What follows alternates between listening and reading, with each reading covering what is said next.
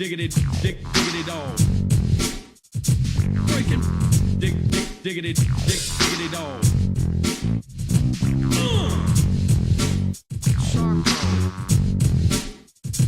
Breaking.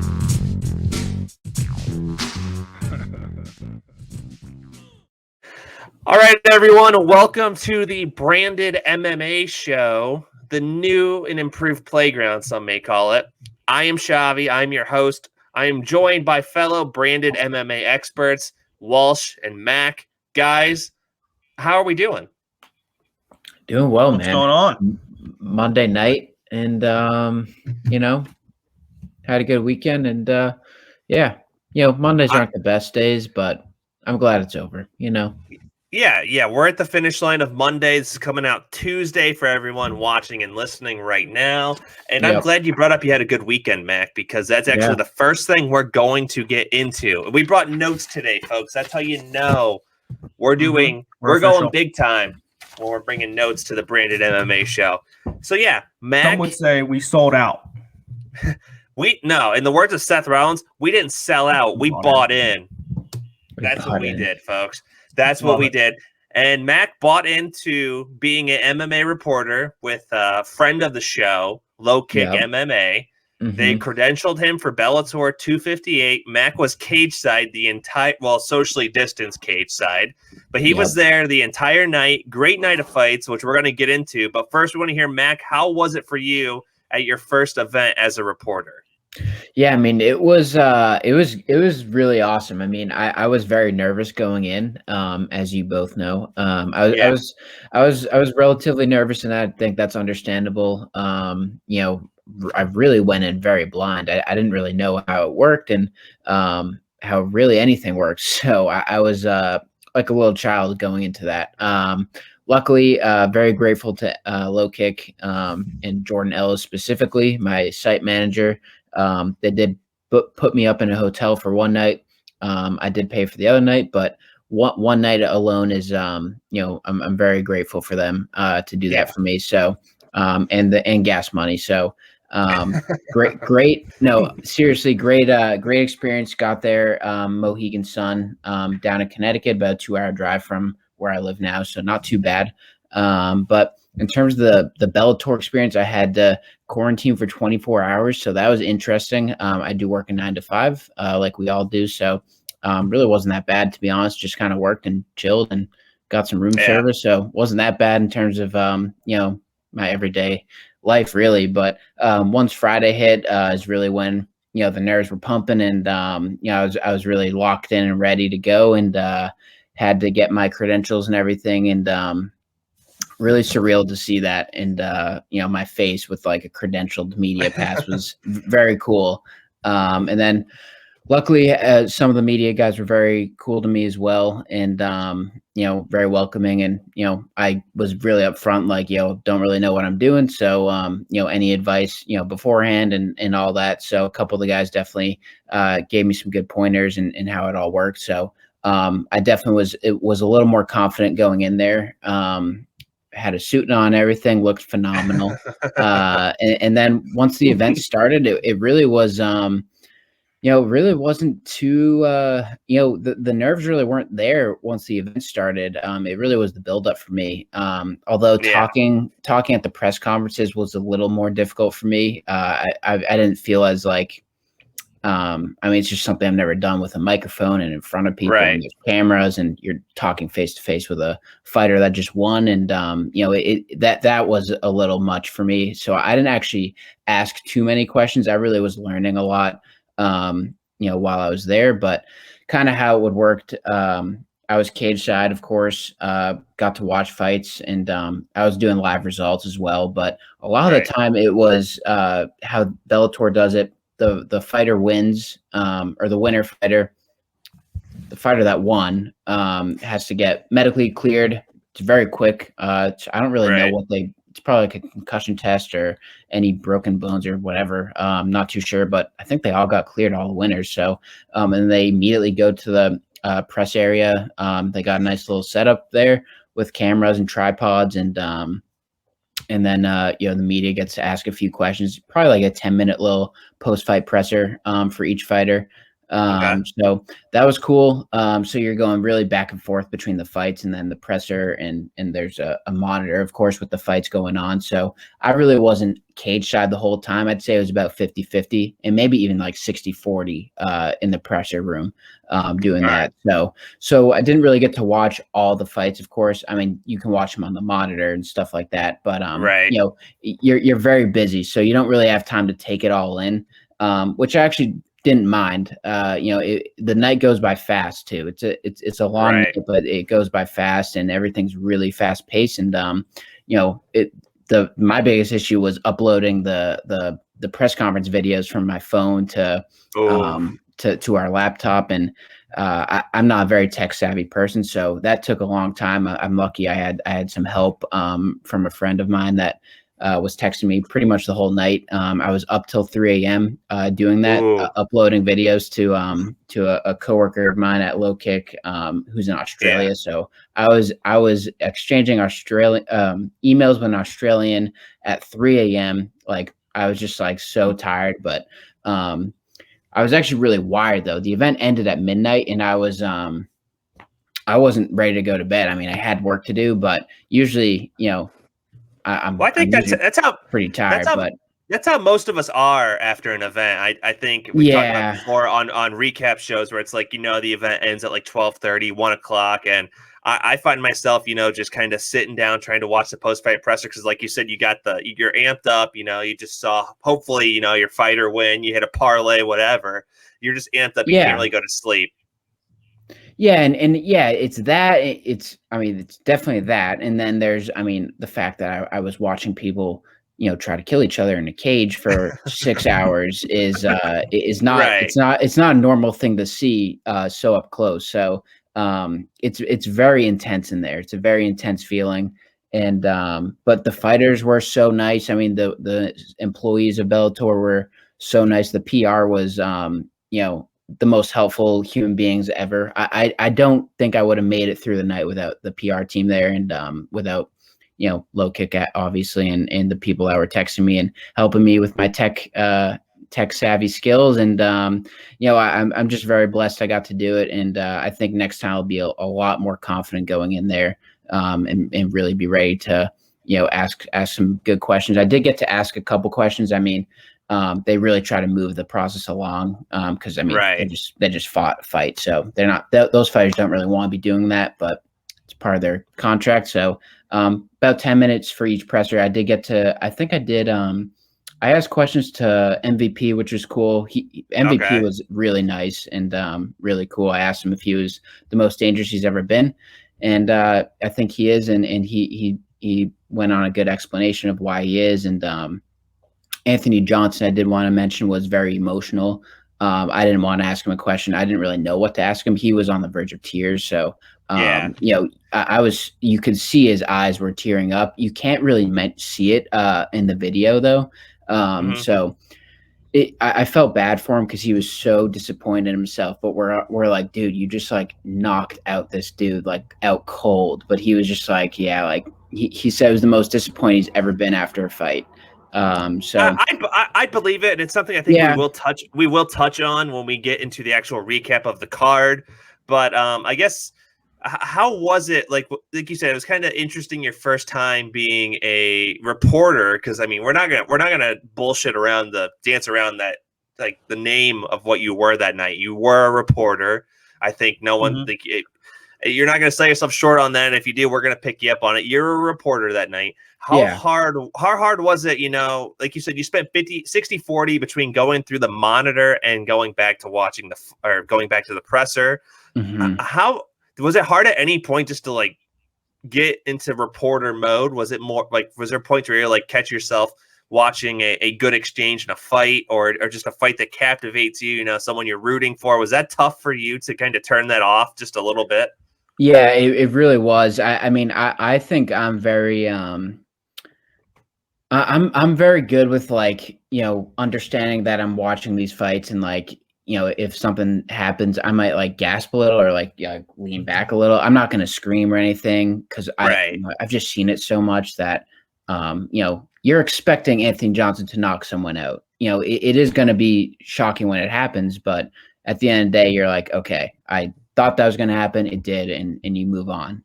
So that's, I mean, I think the one thing that would really make me react would be like Chris Weidman injury, something like that.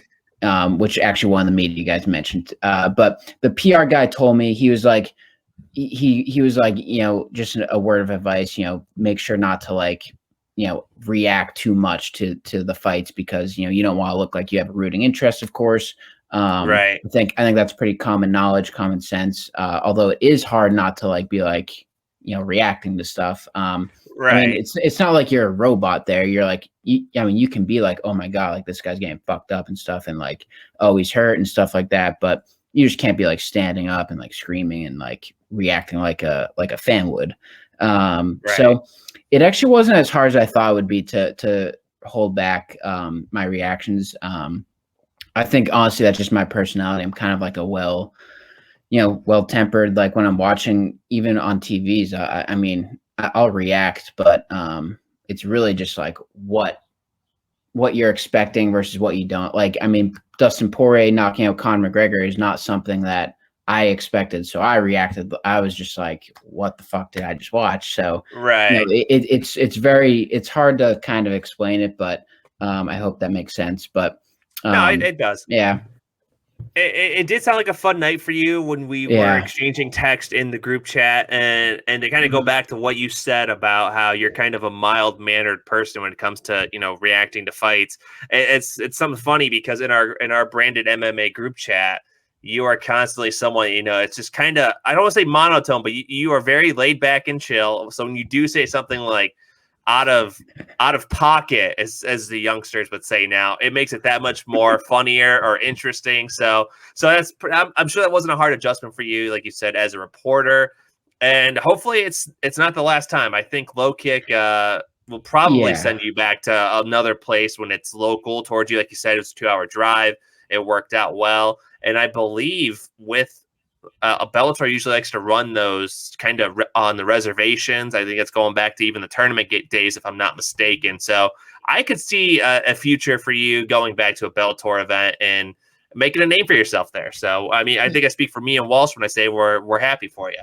Yeah, I definitely appreciate, I mean, I appreciate your guys' support. I don't know if I would, I don't think I would have got to that point without, both of you and your confidence in me. And, you guys have given me a lot of confidence in being able to talk about the sport and tweet about it and write about it. And, it's true. So, you guys deserve some credit too. And, but I mean, I think I'll go back down to Mohegan. They held a lot of events there, even without the pandemic. They're always, I think they're always there. So I'll go back there. I think in terms of like flying anywhere, I don't really see that too close in my future. But you never know. It's gonna happen. It's just not now. It's gonna happen. I mean. Yeah, I also like money can be an issue for me sometimes. I pay a lot in rent, so if I can get back down there, I will. I'm just so glad I got one under my belt, and next time I'll be more prepared. And I mean, I already know what I'm gonna do for uploading videos next time. Like, I just wasn't as prepared as I could have been in terms of like the tech stuff. So I already know. I already have a plan. To upload videos in a very quick manner, so I'm not up till 3 a.m. doing that. It's a really big learning curve when you're there, and I think I learned a lot. And like I said, next time I'll be much prepared, and I've even told Low Kick that it's a learning curve, and we'll figure it out as we go. We'll fucking figure it out, in the words of Letterkenny.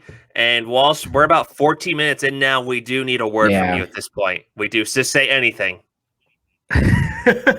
No, I was just enjoying hearing Mac's experience. I feel very, very happy for him, very supportive. Glad to see one of us is making a dent somewhere. Hopefully the show will get all three of us to where we want to be, and just provide the people with some different MMA content than they're used to. We're not going to be your typical, oh, this guy won the fight and this guy looked good and he threw a punch. And no, we're here to keep it real with you. Yeah.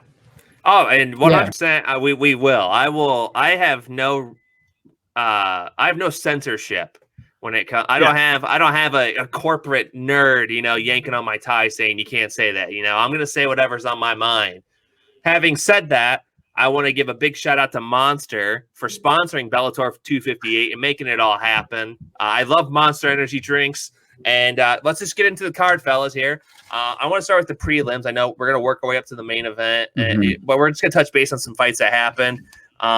We had Patchy Mix defeating Albert Morales by arm triangle choke in round 3, 2 minutes, 40 seconds in. He's a beast, man. He is a beast. And I want to say the only thing that kind of irked – I don't want to say it irked me. It's just like, oh, come on. Like, we've heard that before. Was in his post-fight interview, we did hear I was only using the choke, 40, 50%. It's like I'm not a fan of that after a fight. Like, you won the fight, and I get you have to have confidence in yourself, but I don't think that's the right way to go about it. Yeah. Yeah, I agree. Listen, if you're going to choke someone out, just say you choked them out. You don't tell them how much you put into it. Right, and that was a big thing that was a detractor for Kamaru Usman in the beginning of his kind of come up into the UFC. He was like, "Oh, I'm only at 30% right now." It's like, well, no one likes to hear that. Like, just say don't say anything. It's better saying nothing at all than to say that. But he's definitely someone to watch out. He did call out in the main event winner. He's in the prelims at the time, so he called out Archuleta and Pettis. Said, "Look, I'm coming for you." And if that wasn't enough for the bantamweight division in Bellator, we had Rafael and Stotz defeating Josh Hill via unanimous decision, 30-27 across the board. Another bantamweight guy to watch out for. Yeah, go ahead, Mac. I wanted to say Rafael was probably he's probably my top 2 or 3 for the post-fight pressers the other night. He was hilarious, a joy to listen to, talk to, and good guy for sure. I didn't really know much about him, to be honest, going in. So really cool guy. He's teammates with Pettis, though, so he might have to hold out on fighting it for the title, unfortunately, but you never know. Hey, so we'll see. Say Keys confirmed. A pleasure to have in class. Oh, yeah. Is that what he got on his report? Okay. He's a golden apple. Golden apple. You heard it here first, folks, from the one and only Mac of Low Kick MMA and Branded MMA. So there we go. Yeah, bantamweight is definitely, and I think I said it in the group chat or I tweeted it from the Branded MMA account. The bantamweight division across 2 companies right now is probably one of the most exciting divisions in the sport. And that's crazy to think. We've come a long way from the WEC days where kind of bantamweight was considered, that's just, small men fighting in a smaller cage. It's just crazy that this is one of the divisions now that's going to get everyone tuning into fights now when it comes to MMA. 100%. Yeah, I agree. And having said that, I want to circle back down to the heavier weight classes. We had someone fighting above his normal weight, 15 pounds.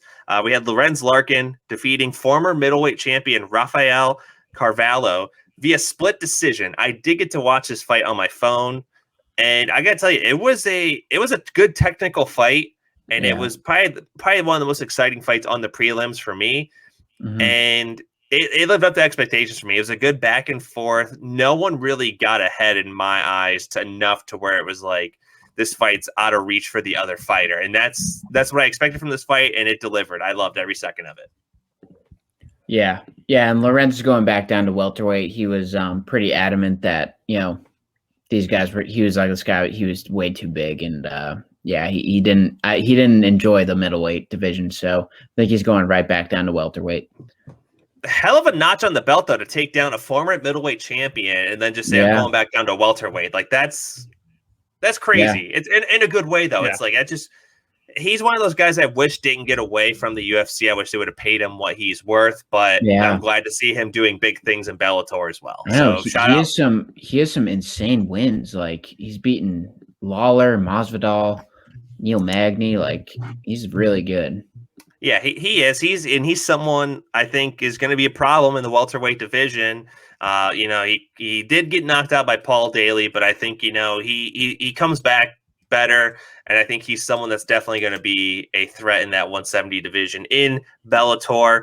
And someone else that, Mac, you said yourself you think is a threat in the welterweight division. He said he's the best he's ever been. Michael Venom Page, MVP over Derek Anderson via doctor stoppage at the end of round 1. We tweeted out the photo. That nose was absolutely mangled. It was flat. It was basically just flat. Yeah, it was disgusting. It was seeing that replay of that. I don't know how it blows my mind that when stuff like that happens, these guys just don't get knocked out. Like, I know if that's me in there, I'm dead. Like, I am dead. They're carrying me out of there on a stretcher. They're saying my last rites, whatever. I'm dead. I'm in the ground. Right. I'm dead and I'm crying. Well, yeah, and that's the thing. I don't think I saw any tears. When everyone gets hit in the nose, their natural reaction is to cry. I think MMA fighters are just void of that once you sign the contract to fight. And it's one of those rare times. I don't remember the last time I saw a TKO from a nose injury. Because, I mean, I remember seeing Brandon Vera's nose after losing to Thiago Silva, Rich Franklin's nose after, I guess he did get knocked out by Anderson Silva. That was mangled. I mean, we've seen mangled noses before. I've never seen personally a doctor stop the fight from a broken nose. So that is a first for me. But, I mean, it absolutely was the right call. Oh, 100%. I think the only time I saw it was it Cowboy where he blew his nose and his face? Yeah, that's I've seen that. That's more of an orbital injury that's stopping because you can't see out of your eye. But when you do have a broken nose, they say the absolute last thing you do is to blow your nose because it's just going to swell up your eye. So, I mean, we have seen that stoppages from blowing your nose and your eye kind of swelling shut. But as far as just the nose is fucked, we're not going to let the fight go on any longer. I cannot for the life of me think of a time that happened. Yeah, that's fair. Yeah. I mean, MVP looked awesome. He's fun to watch. I got to watch that one cage side, and he looks like it looks like an action scene from a movie, like with like fighting. Yeah. It looks almost unrealistic what he does in there. It's insane. It is. Yeah. And as someone that's brought along slowly in the Bellator welterweight division, some people I think I saw an interview or some words after the fight where he said, I'm looking to get a shot at the belt with Lima. I think Lorenz Larkin versus Michael Venom Page is the fight to make, just because I don't think Venom Page is ready for Lima yet, but this will be a hell of a measuring stick with Larkin to see where exactly he'll stand in the welterweight division. Yeah, I agree. And I think the biggest thing that I took away from this fight was, yes, Michael Venom Page looked great. I'm blanking. It's Sanderson, right? Was the guy's last name? Derek Anderson, shares a name with former NFL quarterback. Yeah. Yes. Yeah. So what I noticed the most was obviously, yes, Page looking great, but Anderson just kind of fed into him. Venom was just going around, dancing around, kind of, getting everyone hyped up and doing his little thing. And I think Anderson kind of was playing into that, like, oh, I can do that too. And then that's what ended up ultimately costing him the fight. Yeah. Yeah. And you can't do that with Page. I think he has been someone I've kind of been a detractor of because I feel like Bellator's brought him along super slow and just kind of fed him fighters that I think he's very well outclassed. But one thing he does, there's purpose to every one of his moves. It may seem like showboating, but I think there honestly is a purpose behind it. So if you play into it, you're playing right into his hand. And yeah, I think Page Larkin fight to make. We're going to move on here. We had a bit of a rivalry brewing here after the fight between the brother of Patricky Fieri. But we had Peter Qualley defeat Patricky Pitbull Fieri. I fucked up that name, but I know it from back in the day. But I just can't remember for the life of me how to say it now. But we had a doctor stoppage again at the end of round 2. He was leaking like a faucet. That was a lot of blood. Yeah, and Peter was covered in blood. If you've seen that picture and video, he was covered. And Peter's the man, dude. I mean, I'm Irish, so I'm a little biased, but he is he's a joy to talk to and to watch. And for those that don't know, the guy with the last name McCarthy on the show is Irish. So just for the unaware. Yeah, my middle name is Patrick as well. My first name's Ryan. But yeah, I mean, Peter's the man. I mean, he's part of that SBG team over in Ireland with Connor and Coach Kavanaugh, and then of course James Gallagher, who's in the bantamweight division, who got called out multiple times by multiple winners. By the way, James Gallagher is hilarious as well. I just love them. I mean, I think Peter was a dog in this, so it was kind of an upset. They definitely exchanged some words, Peter and Patricki's brothers. So after the fight, but I think it was the right call, that stoppage. I mean, like you said, he was leaking like a faucet, and that wasn't going to stop. So right call, I thought. Although some people are disputing that, but I don't know. I think it was the right call, probably. And I think a good measuring stick to see if a fight is justifying the stoppage is, would he come back if the fight were to keep going? And I don't think he would have. So I think, in this case, I'm not wondering what if with this stoppage. I'm just like, it's probably the right call. Yeah, I agree. Yeah. I think it was a smart decision to make. Yeah, and such a big win for Peter. That was really I mean, he's pretty well known beforehand, but I think that was probably the biggest win of his career, and really his coming out party in terms of being a top tier contender. Well, I think Bellator has a future main event with him and Patricio for the lightweight strap. Like we said, they traded barbs on social media after the fight. This fight would sell itself. You have a highlight reel guy in Patricio Pitbull, and you got Peter here defeating his brother. I mean, like I said, the story writes itself. Now let's get on to the co-main. Like Max said, we had Anthony Johnson knocking out Jose Augusto Acevedo by KO in round 2, a minute 30 into the fight, or into the rounds, excuse me. And like you said, Rumble was a little emotional after the fight. He was very disappointed in how he performed. And I think he was a little bit justified in that. I think a lot of people expected him to come out and just murder this guy in the first round. He had to overcome a little adversity. I mean, hell, in all of our pre-fight picks, we did say Anthony Johnson by KO. I don't think any of us expected him to even get into the second round. But not his best performance, but I mean, there is arguably a little bit of ring rust when you take that long from a live fight. It was all kind of expected. I don't think he didn't leave that fight with me wondering if he was going to still run through the light heavyweight Grand Prix. I still think he'll win it. And let's just hear your guys' thoughts on the fight. Yeah, I mean, Anthony Johnson was.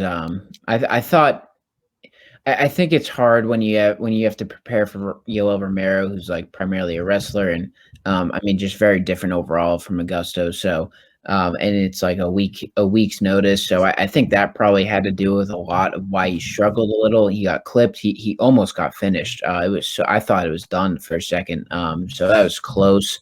But yeah, I mean, he's gonna have a tough time with the next one, Vadim Nemkov, who's the light heavyweight champion and arguably the best light heavyweight in the world, if you ask some people. So he's gonna have a hard time with him, and we'll see if he's ready for it. But if he fights like even he said it, if he fights like he did the other night, he's not gonna beat Nemkov. So we'll see.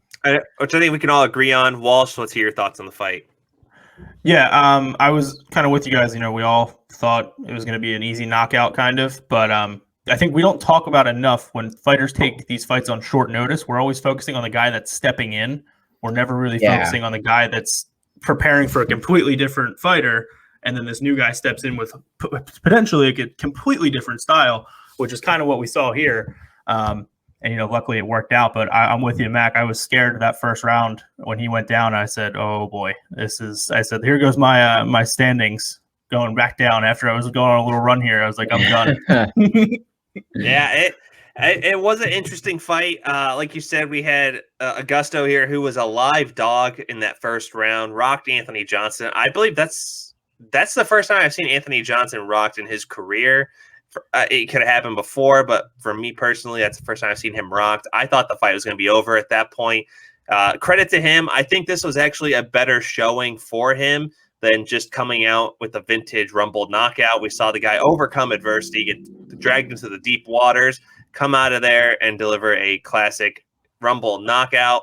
Like you say, he's got a tough matchup in his next fight. And I think if he makes it through that, I see him beating the winner of Bader and Corey Anderson. So, I mean, we'll see. I think it's going to be an interesting matchup, this next one. It's going to be very interesting. Sure. Yeah. It's gonna be good. And let's get on to the main event here. We had Sergio Pettis defeat Bantamweight champion Juan Archuleta via unanimous decision, 50-45, 49-46, 49-46. Fellas, thoughts on the fight? You go first. Okay. Yeah. Overall, good fight. I'm not sure I fully agreed with the scorecards at the end of it. I do think Pettis deserved to win, but not, by that much. I felt like it could have been a lot closer, where I would have even maybe given it a draw, because I think it was that close of a fight. Maybe I had one too many beers in me to where I was, just watching it and not seeing it fully the way I should have been. But overall, impressive performance by both guys. I don't know that we'll see the immediate rematch, but I would definitely like to see those two go at it again for sure. Yeah. Yeah, I agree. I think I didn't agree with the 50-45. I thought that was a little ridiculous, to be honest. I thought Archuleta actually won that last round, for sure. He really took down Sergio badly. But yeah, Sergio looked good. He really looks like he's finally hitting his stride and putting it all together mentally and physically. So he seems to be in a really good place. He even mentioned after the fight that coming to Bellator is probably the best thing for his career.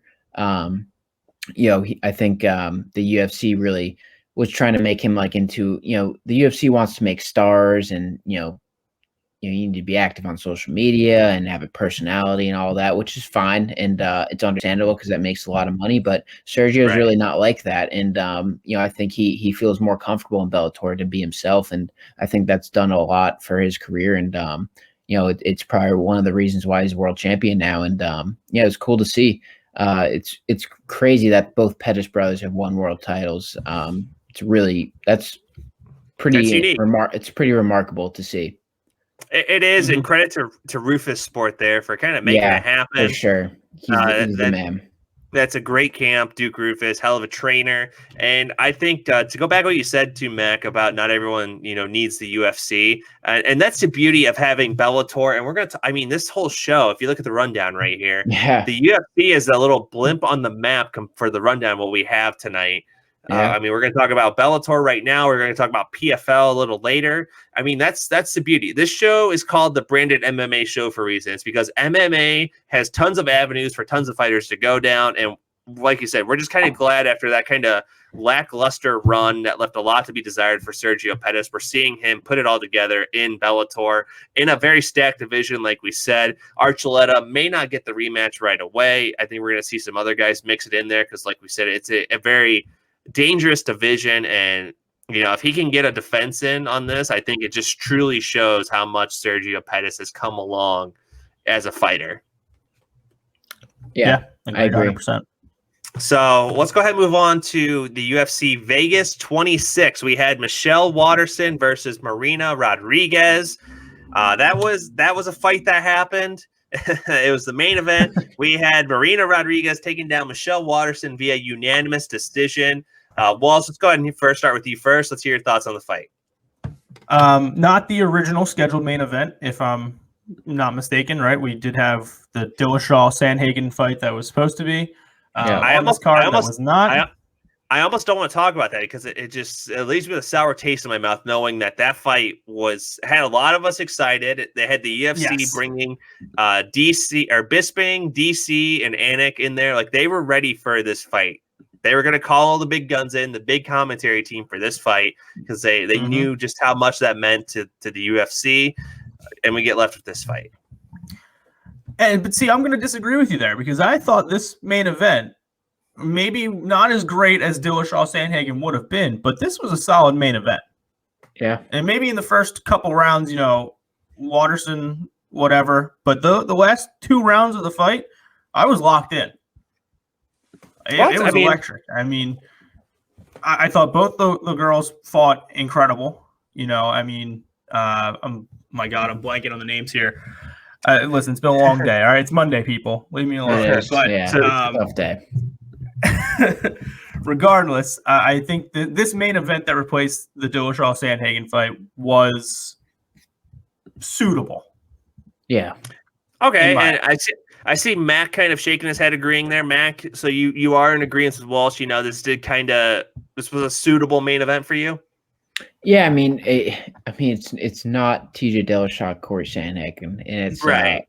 Particularly not very close, to be honest. But for a women's main event, it was good. I mean, Marina Rodriguez is she's legit, and Michelle Waterson does not back down. I mean, she was taking a lot of damage in there, and the fact that she lasted those 25 minutes was very impressive. So shout out to both women. I mean, both savages.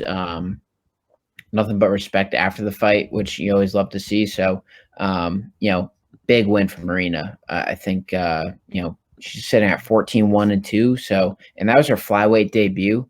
So big dub for her. I'm not too sure if she's staying at flyweight or going back to strawweight, but puts her on the map for sure, winning a main event like that. I will say she did not look, sorry, Chavy, but she did not look comfortable in those last 2 rounds. Now, I don't know how much, I'm not too familiar with her, so I don't know how much experience she has fighting in those later rounds, but from what I noticed, Waterson really got comfortable, as the fight was going on. And I mean, you can say this about a lot of fights, but if this fight goes another round, we might be talking a different story here. Yeah, I mean, I think that was Marina's first 5-round fight, first main event. So, yeah, I mean, I think that's a good thing to point out. I mean, Michelle has been there before, been on those wars and those 5-rounders, and probably would have went Michelle's way if it was another round. Well, I can tell you what went Walsh's way this weekend. We have the UFC main event pickoff extravaganza standings here. Walsh is officially in the 500 club. Don't let me get hot. You guys are letting me get hot. I told you. He's heating up here. Hopefully, UFC 262 this weekend is a real heat check for him. I'm still obviously number 1 with 12-4. Mac is breaking into the double-digit club with 10-6. Walsh, like we said, 8-8. We're all getting hot here. And tell you what, this legitimizes us as a MMA show, as an MMA brand. Some would say branded MMA, because look at us. We're all doing good now. And when we all do good, we all do good. Yeah. Hey, I'm undefeated since the rebrand, by the way. Just saying. You are undefeated since the rebrand. So, like we said, UFC 262 will be a heat check for you this weekend. But we're going to talk more about UFC Vegas 26. The co-main event, unfortunately, Cowboy Cerrone, the fight didn't go his way. We had Alex Moreno taking down Cowboy Cerrone 4 minutes, 40 seconds, round 1 via TKO. And before I let you guys really break down this fight, I want to give you guys a stat here to kind of go off of before you kind of give your takes here. Richard Mann on Twitter, at Richard A. Mann, and that's 2 N's on the end, tweeted out, in his last 6 fights, Donald Cerrone has been outlanded 422 to 277 on significant strikes and been stopped via strikes 4 times. So now that you know that, Walsh, will start with you. What are your thoughts? Everyone's saying he should hang him up. He should retire. Look, I get it. The guy's lost, I believe, unofficially. So he had 5 straight losses, I believe now. The one being a no contest. Yes. Nico Price. Typically, a guy like that gets cut. We're seeing him get released. However, name somebody else that UFC currently has, other than a guy that we'll talk about a little bit later, that has been willing to step in and fight literally anybody at any time. I mean, you're not wrong. This was a guy that was scheduled to fight Diego Sanchez. He lobbied for this guy to get the fight, I believe, if I'm not mistaken, on social media. I mean, you cannot doubt his gameness when it comes to always being down to fight. But at a certain point, when he is not competitive in these fights, you have to wonder, do they need to pump the brakes on him, or do they need to let him go on the regional circuit and get his reps in that way? No, I think it's definitely one of those things where, yes, let's not have him fight 5 times a year. Let's slow that down a little bit. But you give him 2-3 fights a year, you really never know what's going to happen. We could have, when he first became a dad, Cowboy came out and won like 3 in a row. That's kind of what brought him back onto the scene here. And his losses aren't against nobodies. I think we can all agree on that. He's lost to McGregor recently. Yeah. He's losing to big names. It's not like he's just going out there and losing to random Joe that came off the street here to step into the octagon for the first time. I'll give you that. So it's tough to really say. I just think start him off here by just limiting the amount of fights he has, each year. If he continues to look as bad as he did Saturday night, then all right, yeah, maybe it's time for him to go. But toss him in there against someone that's up and coming, and they think maybe this guy might have it, he might not. Put him up against Cowboy, see what he does. Maybe Cowboy knocks him out or something. You never know. Yeah, so you can see potential Cowboy versus Cowboy again. And Mac, before I let you really get into what you think here, I also want to throw out a fight that Walsh you may like. What about Donald Cerrone versus Carlos Condit? It's possible. I like that idea. All right, Mac, let's hear your thoughts on the fight. Yeah, I think it's tough to see Cowboy go down like that, and it's unfortunate. I mean, I don't think many are surprised though. I mean, he's just been fighting for so long, and you do see this with someone like himself. Although there's not many Cowboys out there, you have seen with people that have fought so much, and they have tough ends to their careers, and it's this ain't no picnic. This game of fighting, it's not easy, and it's not nice. So, credit to Morono though, who took this on I think less than a week notice, and he is out.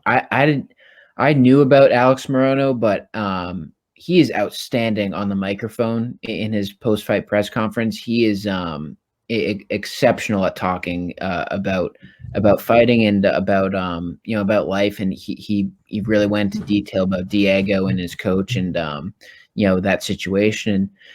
He's very articulate, him, and I didn't realize how articulate he was. So it's cool to see that from someone like himself. And in terms of Cowboy, I think Cowboy might have one or two left in him before he gets cut. I think he might. I think Dana should give him one more shot before cutting him, and see what happens. And I'd love to see Cowboy go out on a win. on top. Yeah, on a win. On top is more like Khabib, but going out on a win is something that Cowboy would I think should do. And they got to give him the right opponent. It's going to be tough. There's a lot of good fighters out there, so it'll be tough for him to win. But let's see what happens. Wouldn't mind seeing him fight Nick Diaz and Nick Diaz's return. I think you can make a huge fight out of that.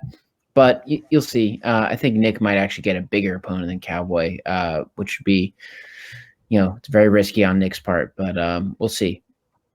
Yeah, we'll see for sure. I do think, like you said, Mac, I do want to see him go out on a win.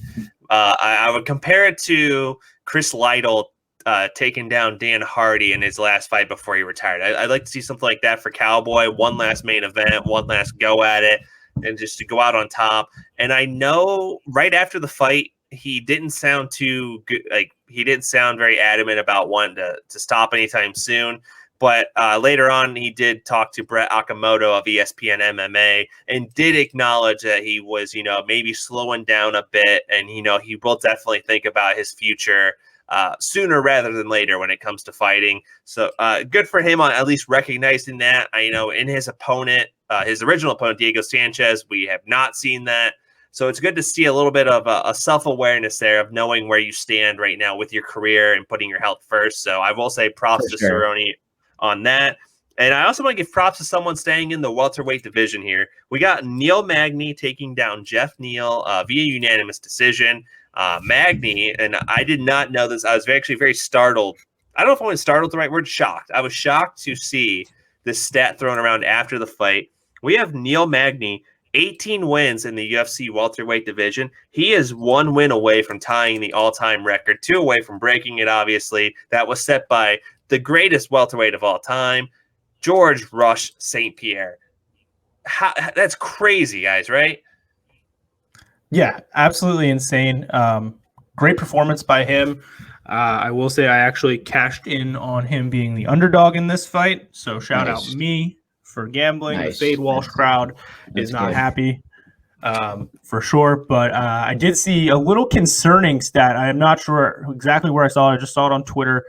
I don't know if either of you guys saw it, but Jeff Neal, if I saw correctly, had to cut 37 pounds in the week leading up to the fight. Yes, he did bring up on social media he is going to be taking an extended leave of absence from fighting in general. This guy was diagnosed with congestive heart failure before his fight against Stephen Thompson. I don't know if it flew under the radar for a lot of people, but this guy has had a lot of health issues, and I'm glad you brought that up, Walsh. That's not healthy at all. That's not a good way to go about weight cutting. And we hope this time away from the sport will do him good and he can kind of get his head straight with all the health issues going on, get them sorted out. Yeah, 100%. I mean, look, if I could lose 37 pounds in a week, I'd be all for it if it was healthy. But I mean, right. Like, sign me up. If I'm losing 37 pounds a week, I'll be ripped in the next month. My God, I have my beach bod ready in 2 weeks. It is beach season. Overall, it is beach season. Overall, great performance by Magne. I think he's slowly becoming a legit threat. I would like to see him go up against a tougher opponent, see what he can do and bring to the table. But he's looked good in the last couple of fights I've seen him. So props to Magne. He is coming back. Mac, thoughts on the fight? Yeah, I mean, it's a big win for him. I think whoever won that one, gets boosted a little, and it's really tough for whoever lost this one. So tough for Jeff Neal. He's lost 2 in a row after, I think, starting undefeated. But good for Neal. I'm blanking on who Neal fought before this one. I think that was a big event. He did fight Stephen Thompson. Chiesa. Oh, Neal Magne. Yes, Neal Magne did. Mm-hmm. He was thoroughly dominated by Chiesa. Yeah. So we'll see who they give him next. But it's definitely a big win for him to get back on track. Well, I'll tell you what, if Chiesa does get the next title shot against Kamaru Usman, that loss does not look so bad in retrospect if Chiesa does put up a good fight against Usman. So I want it on record now. I'm a big Michael Chiesa fan. I've loved him since his season of The Ultimate Fighter.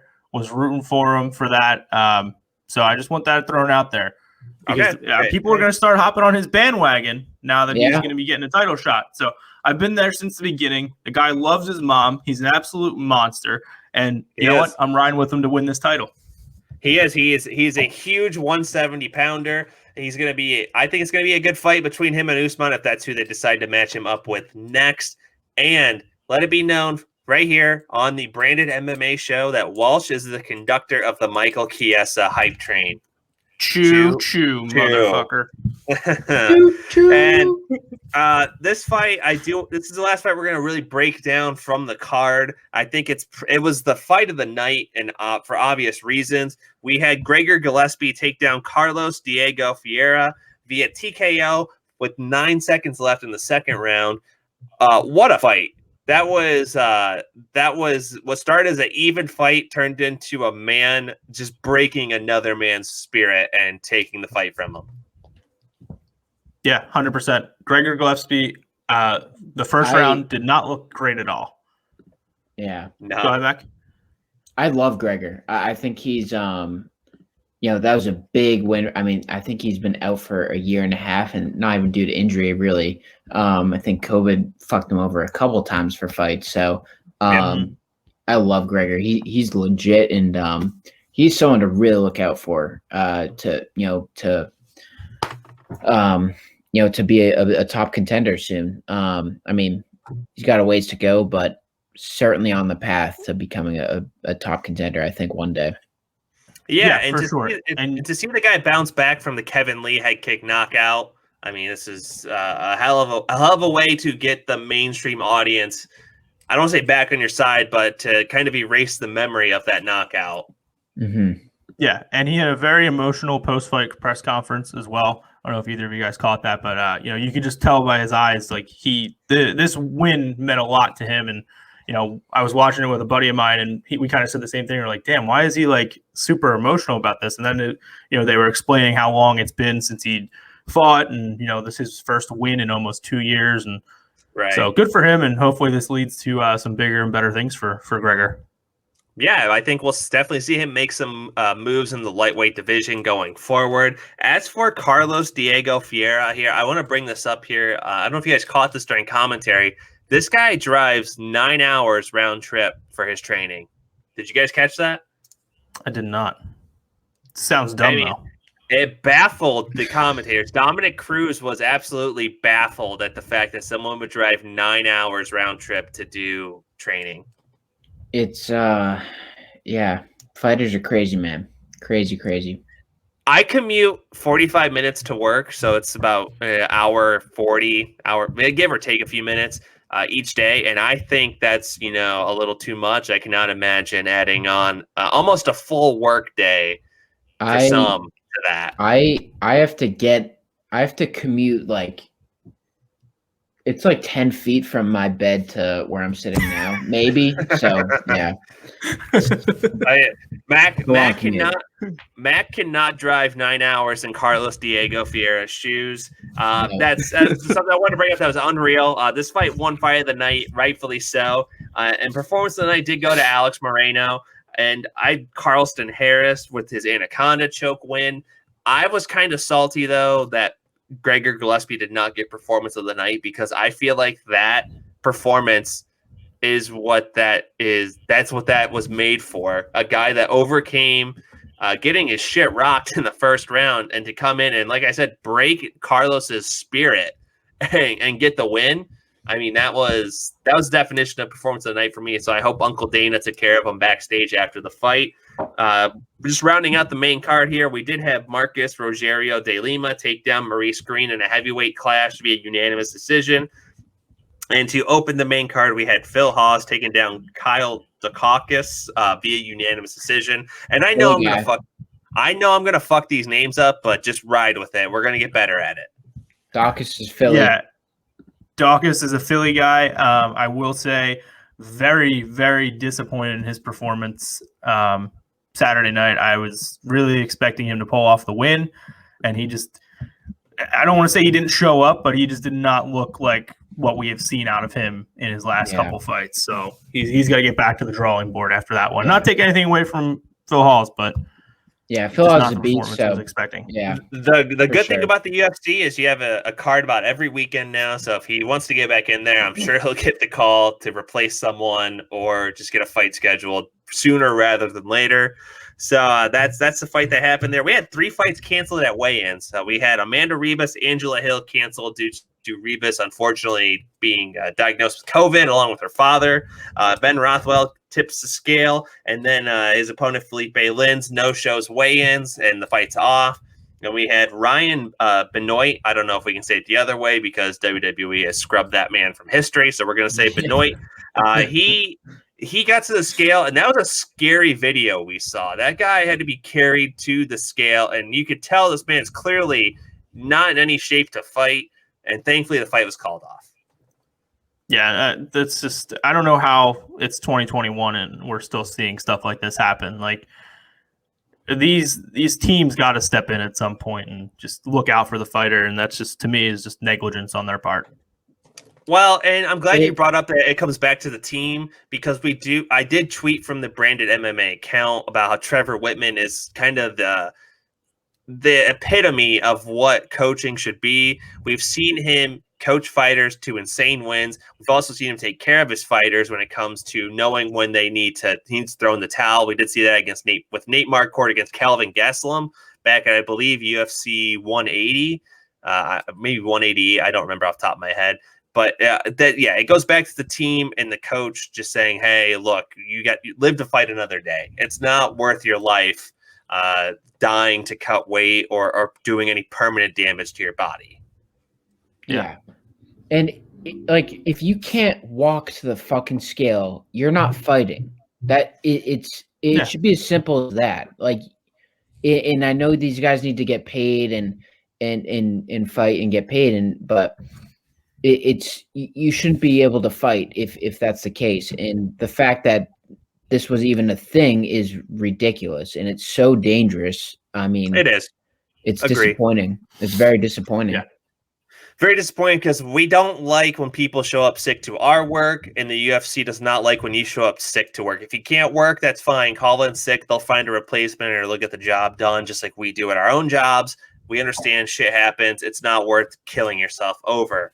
So, we have that. Now I want to get into PFL here. This is something I did watch live, and I did tweet from the Branded MMA account on Thursday night.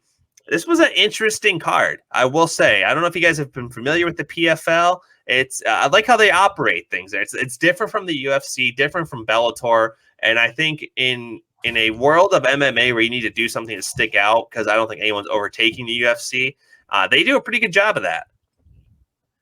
Yeah, I'll be honest, I did not tune in. We're winding down on hockey season here, so I was locked into the last couple games of the NHL that's going on. So I unfortunately did not tune in, but I was enjoying your live tweets, catching me up on all the action. So there was a lot of action. Mac, you were, I believe, quarantined at the time before Bellator was going to let you get into the arena there. Did you get a chance to catch any of the PFL? Yeah, I caught the main card on ESPN. Okay. So I mean, a little disappointed in Kamaru's brother Muhammad. I think he was a big favorite too, so that's a tough loss.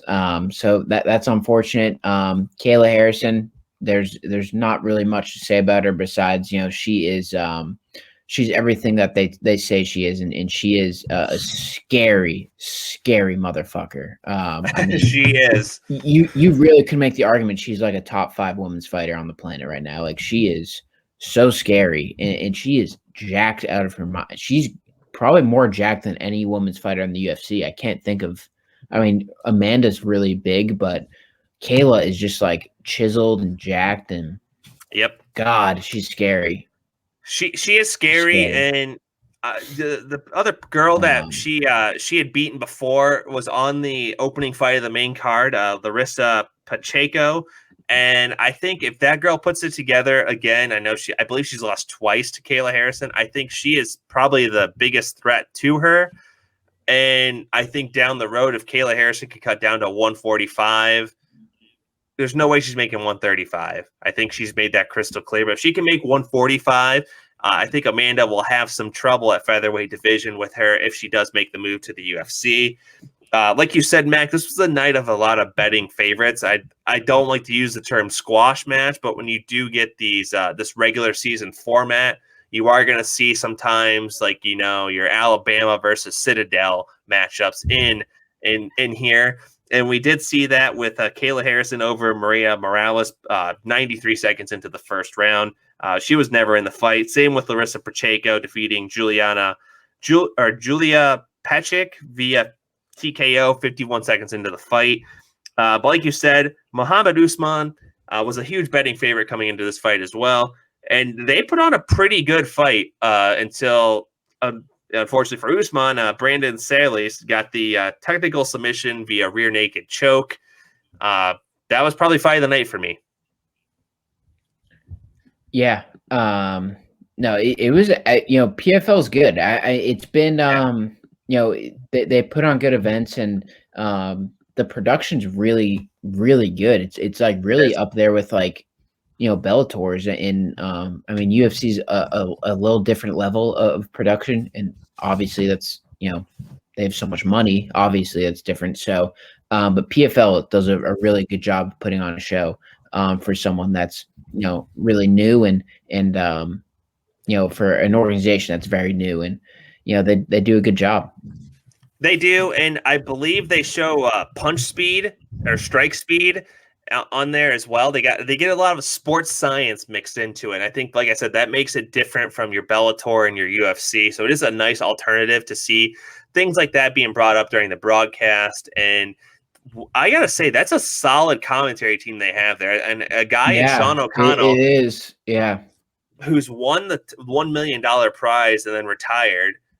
He was, for those of you who don't know, he's known as one of the nicest guys at the UFC weigh-ins. We get his opponents cakes, all that fun stuff.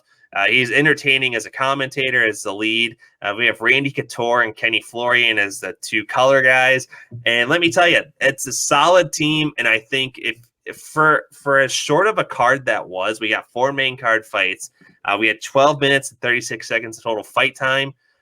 And the card lasted maybe an hour 20. There's a lot of bang for your buck on a random Thursday night to just sit down and watch some fights. Yeah. Yeah, it sounds like it. And again, I'll do my own little research into it, but you said it's like a regular season format. I'm not too familiar with it. Yeah, so it's a nice little format there. They're doing standings instead of like your tournament you usually see with your Bellator or across any other MMA organization. You're seeing a regular season format where points matter. How you win, when you win is important, and it's going to get you into the playoffs. It is, and they're fighting for a $1 million prize. It is interesting. It's going to be, like I said, it's going to be an exciting year in the PFL, and it was exciting Thursday night. We in the main event. We had Fabricio Verdum, and we're talking in terms of Thursday night when the fight happened. He was defeated by Renan Fiera via TKO 2.5 minutes into the first round, but that was marred in controversy because we did see what some refer to as the Brazilian tap. We had a triangle choke locked in, and we saw 2 taps clearly on the replay, and Fabricio unfortunately gets knocked out after that because he's kind of letting up. But he took it in stride in the post-fight press conference. He did acknowledge, I did feel a tap, but he wasn't too hung up on it, which is the way to go about it. And I don't know if that's because he was trusting his manager here, but his manager did get this overturned to a no contest 4 days later, which is unreal. You don't see this happen a lot in fights, let alone 4 days after. But it's absolutely the right call. Yeah, and this I did see. I did see this video, and yeah, that 100% is the right call. Should have been overturned. So thankfully they got it right. They did. Yeah, right call for sure. Clearly tapped. The refs need to be better. It's very tough to be in there in the cage. I can imagine how tough it is. But you gotta be better. I mean, there's a lot at stake in every fight. Which I'm kind of glad we're seeing the use of replay more with MMA as we get further along into its I don't want to say career, but where it's at right now. I'm glad we're seeing technology being used more because when I thought about this fight and how it went down with the cameras, I was glad to see they overturned it, but I couldn't help but think about back to the early 2010s of the UFC, where we saw guys like Josh Koscheck fake getting kneed in the face and stuff like that. I just can't help but wonder, if we had this technology implemented back then, how are those fights have panned out? But it's just good to see for Verdum. He took it in stride, and I'm glad he did get this overturned because it was absolutely, like I said, the right call. But like I said, 12 minutes, 36 seconds, the total fight time between 4 cards. Unreal. It's like I said, Thursday night, you just tune in and you're going to get some good fights. And speaking of fights coming up, though, we have Khamzat. Khamzat. Oh yeah, Mac, I'm tagging you in for this. Pronounce this name for me. Khamzat Chimaev. Khamzat Chimaev tweeted out his fight schedule today, and this is kind of crazy. It's no kind of actually. It is pretty fucking crazy. Well, he is crazy. He is a crazy guy. In August, he wants to fight at 170. September, he wants to take it easy, go at 185. He's going to take October off. He's going to fight in November at 170, and then end the year in December, 185. He says, be ready to everyone else that's in the UFC. Thoughts on this insane fight schedule? I love it. I mean, the dude's coming back from recovering from COVID where he almost had to retire, and now he's just like, put me out there. Right back where he was before COVID hit him. And I'm rooting for the guy. I hope he comes in, and I hope he fights all 3 fights, and I hope he wins all 3.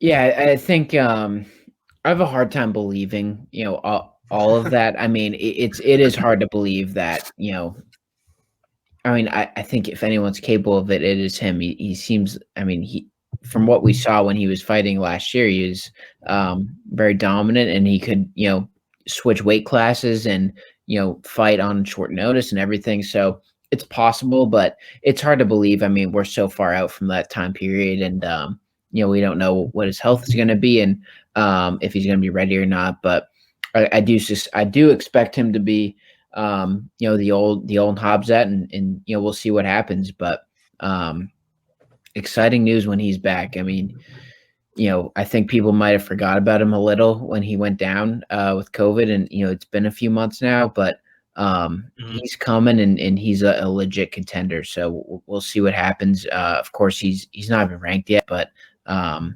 he can really skyrocket, and they're trying to build him. The UFC is trying to build him into that next dominant, monster. Especially the, I don't really know what they're trying to kind of make him into like a Khabib almost, especially with that kind of audience over there. And, we'll see. We'll see if they can do it. It's going to be tough, but like I said, we'll see. Yeah, and I know Neal Magne has expressed interest in taking a fight against Khamzat, and I think, if they really are looking to build him as a viable contender and the next big thing, as you kind of said, Mac, I think that fight would be a good starting point. But, like you said, he's coming off a rough battle with COVID, so we'll see if they ease him back into fighting. Only time will tell. We'll see, like I said, if all three of these fights happen. If they do, the fans absolutely win, and I'm hoping Khamzat does too.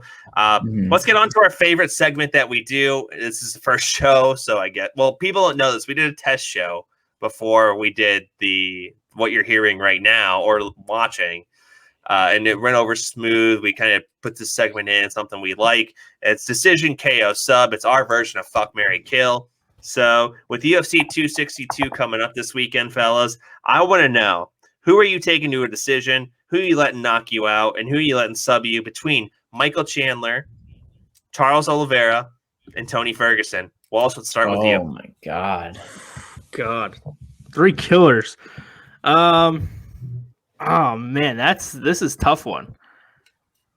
Cause I think I'd want to go a full 5 rounds with Tony Ferguson because he's a madman, and I just think that would be fun. Like, I'd like to be considered, if I was actually a fighter, I'd like to be considered a 5-round, just all-time fight with Tony Ferguson. Okay. I'll let Chandler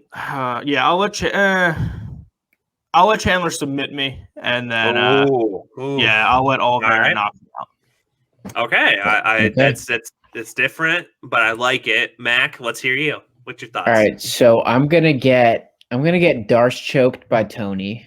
I'd love to get. I think that'd be fun. Well, not fun, but I think Tony would get me in a Darce, and I'll say I think Michael would knock me out. I think I'd go 5 with Charles, and be a lot of grappling and jiu-jitsu and whatnot. But I think that's how I'd do it. So I see what you're doing there with Tony Ferguson in the Darce choke there. You're hoping to get residuals when they play that highlight for years on end. Yeah. I like that move. I am going to go with a little bit more towards what Walsh did. I'm going to say I'm going to have Michael Chandler is going to knock my head into the nosebleeds. I can get some residuals off of that. I'm going to let Charles Oliveira put me in a slick Darce choke. So I'm going to stick with you, Mac, in that aspect. And I have to say, I'm going the full 5 rounds with Tony Ferguson. Like Walsh said, he's a madman, and that's going to be a fight of the year if you're in a fight with him. A dog fight like that, 5 rounds. No doubt you're getting fight of the night. You're getting bonuses. You're getting paid. You're getting covered in blood. Whether that's yours or Tony's is to be found out. That's Decision KO Sub with the UFC 262 fighters. Good card coming up this weekend. And we do have some other fights announced here. Let me pull those up. We have Jan Blachowicz over the weekend getting confirmed at UFC 266 against Glover. Well, he's not getting confirmed into the Catholic Church. I should say the fight's confirmed. Jan Blachowicz versus Glover Teixeira at UFC 266 in September. That should be a good fight. We have Amanda Nunes against Juliana Pena at UFC 265 in August. I don't know how to feel about that fight yet. Amanda won already. I do think Amanda's gonna win. I just hope it's a lot more competitive than what we've seen in Amanda's fights lately, and it won't be. It probably won't be. You're probably right, but I want to end the show tonight with Chavy's classic fight rec. This is where I recommend an old fight. I'm not gonna pick something probably within the last 5 years. It's gonna be a little bit older for the newer fans to kind of go back and see where the sport was at this point in time and see how exciting fights were. And keeping in line with the UFC 262 fight week, I'm going to recommend Michael Chandler versus Eddie Alvarez at Bellator 58 from back in 2011, if I'm not mistaken. That is crazy that they fought back 10 years ago. That 10 years ago, we saw what was probably one of the greatest fights in mixed martial arts at the time. And for those of you that don't know, 2 of the best fights to happen in the last decade happen on the same night, because you also have Shogun versus Dan Henderson at UFC 139 happening that night as well. That's truly one of the shooting star moments in MMA. I believe Chandler versus Alvarez is on YouTube for free via Bellator. So I think if just a quick search of that should find it for you. And it is an absolute bonkers fight. You will not regret watching it. I'm not going to spoil it for you. I'm just going to tell you it was a great fight. And guys, that's really all we have for tonight. That was, if I may say so, a great show. Yeah, absolutely. Good show, guys, for sure. It was a great show. And guys, follow us on Twitter at Branded MMA. Follow Walsh on Twitter at Keith_Walsh18. Follow Mac on Twitter at Ryan McCarthy10. That's RyanMacCarthy10. That's going to do it, folks. Shout out to Branded Sports for letting us do this. And we're going to put this on YouTube, Spotify, iTunes. Just search Branded MMA and you'll find us. Mac, we're going to end the show with your favorite phrase. So go ahead and let the fans know what time it is. Hold on. Are we not going to plug that this isn't the only episode this week? Yeah. Like, we gotta give the viewers, like, hey, listen, we're not going anywhere. We will be back this Thursday. Getting you ready for the card this weekend. UFC 262. Chandler, Oliveira, championship fight, preview show, Thursday night, Thursday afternoon, Friday morning, Saturday morning. You're going to want to be here with the Branded MMA boys. Now we can end the show. Face the pain. Mac, I don't know how you can follow that up. I guess you can only say one thing. No, it's the best time to be a fight fan. You heard it here first, folks. It's the best time to be a fight fan. We'll see you Thursday for the UFC 262 preview.